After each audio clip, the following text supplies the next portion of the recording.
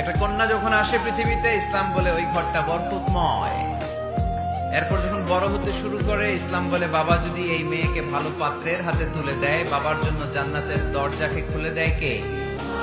তারপর সে যখন কারো বধূ হয়ে কারো ঘরে যায়, ইসলাম বলে খয়রুকুম খয়রুকুম লি আহলিহি, তোমাদের মধ্যে ওই ব্যক্তি আল্লাহর কাছে সেরা যে তার স্ত্রীর কাছে সেরা। কার কাছে সেরা?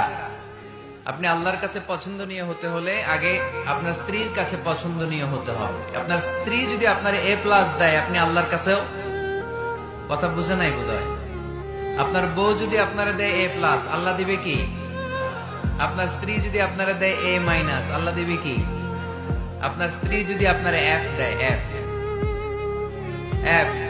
ওই যে ফেল, তো আল্লাহ কি দিবে?